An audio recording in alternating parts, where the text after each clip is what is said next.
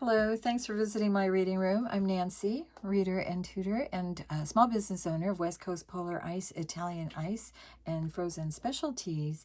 And with summer around the corner, I know if any of you would like Italian ice, visit my website, www.westcoastpolarice.com. Get a hold of me. You can order Italian ice for your party or event. I'm happy to deliver also to businesses. I'm predominantly at the beach during the summer months, though, so look me up anyway. Reading aloud is something near and dear to my heart. I don't do it enough, and I always look for ways of improving my vocabulary, and I know I'm not alone. So it is a labor of love. My mission is to create a love for reading cover to cover, one book at a time. So here at my reading room, I'm a big supporter and advocate for reading aloud. And so I'll continue to read. You know, these reading passages I'm currently in is from Wordly Wise 3000, book number 10, from written by Kenneth Hodkinson and Sandra Adams. And I think that they're excellent. So I put it up there for those of you who don't have time to, read and take a load off and tune into my YouTube channel, and you can listen as often as you like. I'm also reading classics. So on my time off, whenever I get free time, I kind of like to upload, and there isn't any set time when I'm able to do it. It's just when I'm able to do it. Like I said, it's my labor of love and a way that I give back to my community. So the next book I'm going to be reading, by the way, is Black Beauty.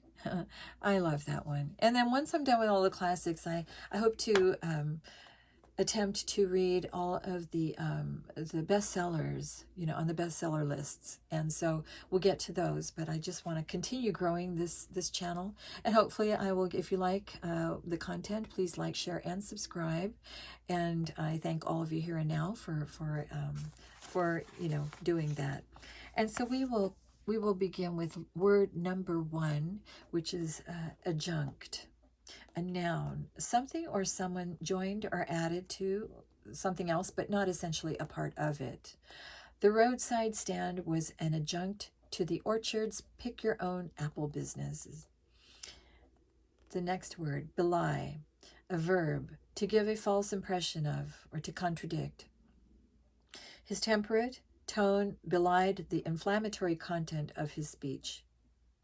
Carnage, a noun, great destruction of life, slaughter. An entire generation recoiled in horror from the carnage of World War I and II. Dilemma, a noun, a problem that seems to have no satisfactory solution, a difficult choice. His dilemma was whether to go to his daughter's play or his son's recital, both of which were the same night. Diverse, an adjective. Differing from one another, having various or distinct parts. The fair had a diverse selection of food. Everything from Italian and French to Ethiopian and Indian cuisine was available.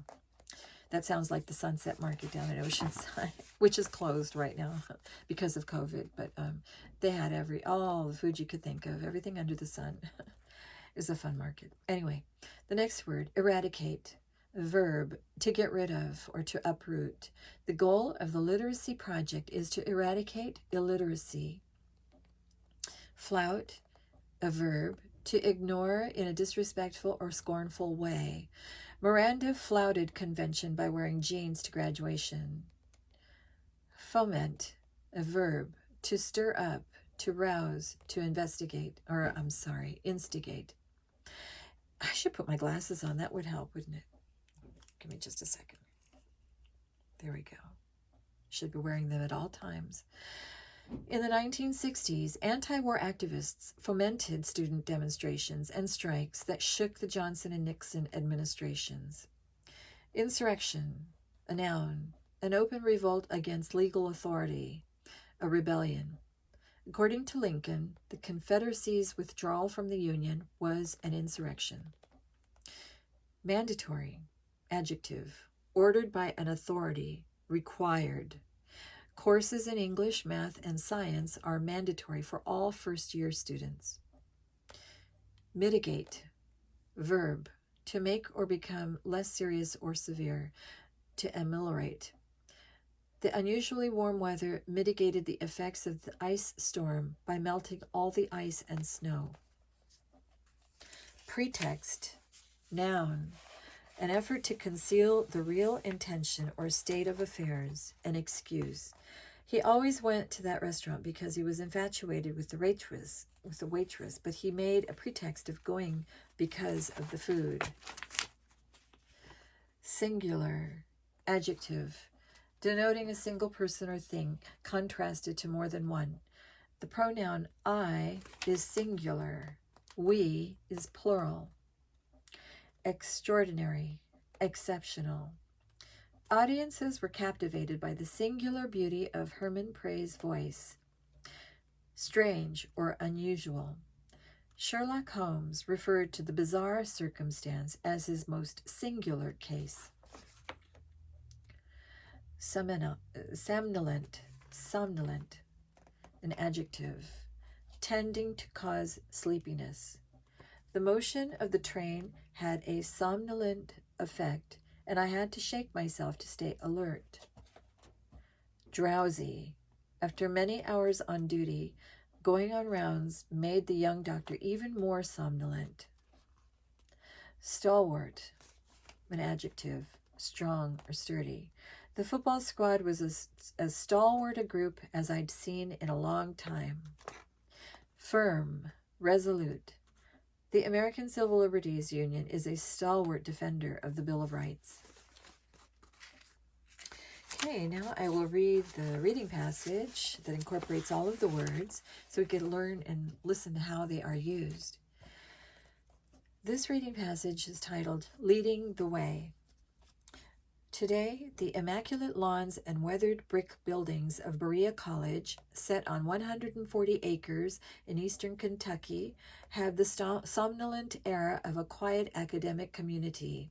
Its present state, however, belies its lively history, for Berea has been in the vanguard of the battle to eradicate social inequality in America for over 150 years.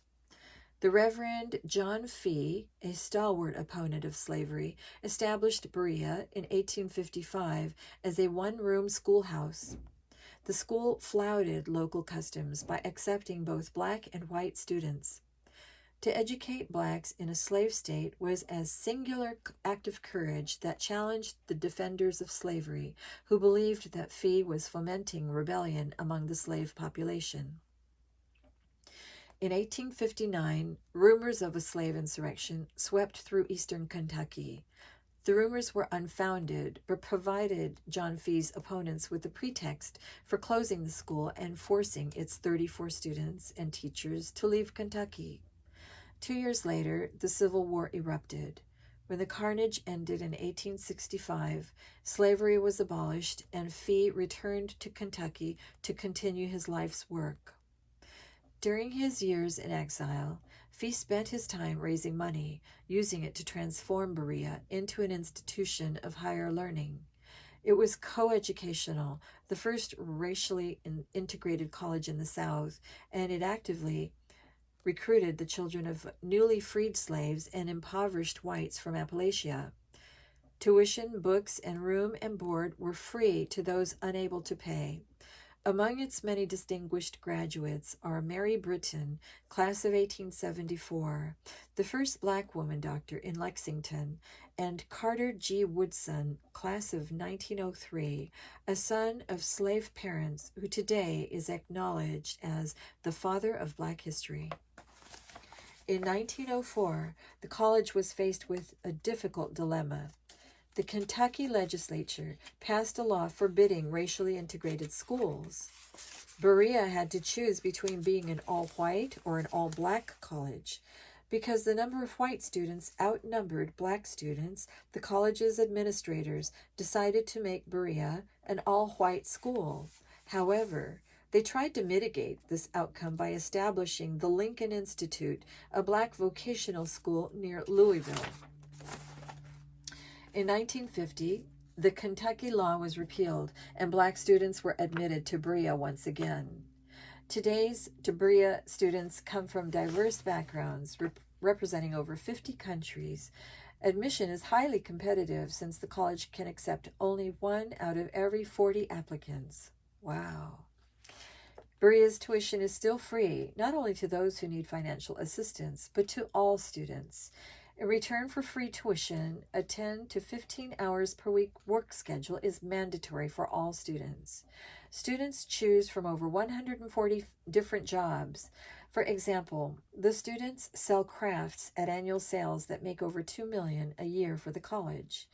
In addition, students staff the college's 57-room hotel. In 1987, Berea established the New Opportunity School for Women as an adjunct to the college. It reaches out to women in the area, many of them trapped in seemingly hopeless and often abusive situations. The 3-week program helps women smooth the transition to furthering their education or entering the job market. The program was started by Jane Stephenson, the wife of Berea's president, and is the latest chapter in a long and honorable tradition of working to provide equal opportunities in education. Oh, that's a wonderful story. I like that. And I hope you all have a great evening. Good night.